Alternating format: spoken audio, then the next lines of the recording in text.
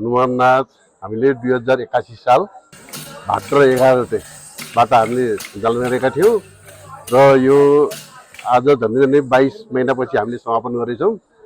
अब यो नाचको बारेमा यो हनुमान नाच यो बागलुङको एउटा ठुलो चिनारी यो भक्तपुरबाट आएको, तर यो नाच भक्तपुरमा नभएको फेरि यो हाम्रो लगभग 300 वर्ष अगाडिको यो नाच हो। यो नाच पहिला त अब यो नेहाडी समुदायले सञ्चालन गरेर आएकोमा अहिले अन्य समुदायहरू पनि यसमा प्रवेश गरेर नाचिरहेको अवस्था छ। यो नाच विशेष गरेर यो रामसित सम्बन्धित छ। यो रामले लङ्कामा सीता हरण भएपछि लङ्कामा जुन रावणले विजय प्राप्त गर्यो त्यसैलाई आधार मान्दै यो नाच सञ्चालन भएको छ। यसको हाम्रो 10वटा तालहरू छन्। ती तालहरू अब त्यो लङ्कामा विजय भएको, लङ्कालाई विजय गरेर निस्किएको अनि रावणलाई छिटो दिएको नाचहरू यहाँ त्यसको झलकहरू देखिन्छ। र यो नाच अब हामीहरूले विशेष गरेर यो हनुमान नाच संरक्षण परिषद 2046 सालमा गठन भएको। हामीले यो गठन गराएरी हामीले प्रत्येक हनुमान नाच कार्य समितिको 5 वर्षको कार्यकाल लागेका छौँ। त्यो 5 वर्षभित्र जसरी नाच निकालोस् भनेर हामीले त्यो 5 वर्ष कार्यकाल लागेको हो।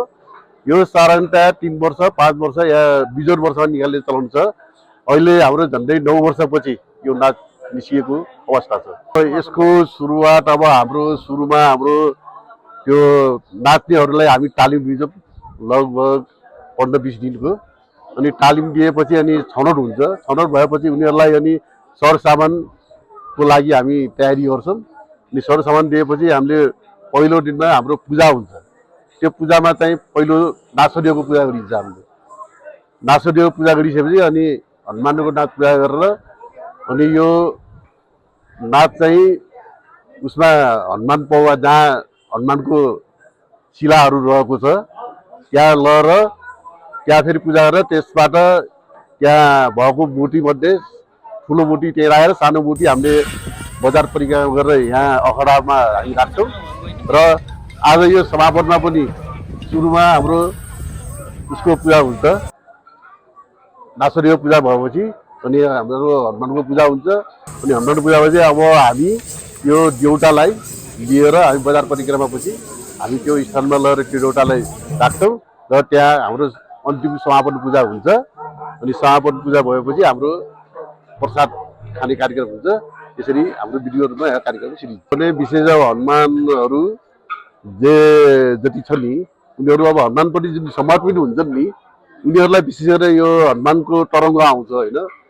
अब त्यसको बाजाले तरङ्ग आउँछ। अब त्यो तरङ्ग अब हाम्रो कोही त अब त्यो बाजेबाटै उ गर्छ, तर हाम्रो बागलुङको हाम्रो यो नाचमा चाहिँ ढुटबाट सुगाएर त्यो नाच त्यो तरङ्गलाई अन्त्य गर्ने काम हुन्छ।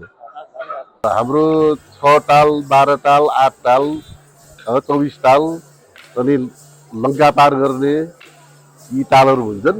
अब यो 6 ताल 12 ताल 24 ताल भन्छन् नि। यो ताल चाहिँ कस्तो भनेपछि यो रावणलाई छिटो दिएको पहिला 6 ताल हान्छ। 6 ताल हान्दा पनि ऊ नमानेपछि 12 ताल हान्ने हुन्छ। अनि 12 ताल सबभन्दा यहाँ नाच्दाखेरि हनुमानले गाह्रो हुन्छ नि, कारण त्यो पनि हो कि त्यो हाम्रो शक्ति देखाएको। अनि 24 ताल हुन्छ। 24 ताल पछि अब त्यो उसलाई रावणलाई उ गरिसकेपछि त्यो ताल पनि अलिकति रमाइलो हुन्छ। अनि एउटा लङ्का घेर्ने ताल हुन्छ हाम्रो, त्यो लङ्का घेर्ने ताल पनि हुन्छ। त्यो जुन हामीले त्यो नाच्नेहरू घुम्छन् नि बोलो मलाई भन्छ त्यो एउटा लङ्का घेरेको ताल हो त्यो। अनि देउला सुरुवात देउला हुन्छ अनि बाटो त्यो क्रस गर्ने ताल हुन्छ होइन, बाटो हिँड्ने। अनि त्यसपछि त्यो उसमा समुद्र पार गर्ने ताल पनि हुन्छ। यो हाम्रो विभिन्न किसिमको 10 तालहरू हुन्छ। नमस्ते, म निरज साक्य।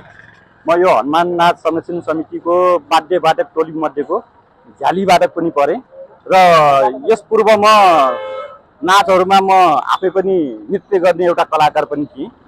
र अरू कुरा यो नाच लगभग हामीले थाहा पाउँदाभन्दा अगाडि हाम्रा बाजेहरूदेखिबाट नाच्दै आएको बजाउँदै आएको एउटा कला हो।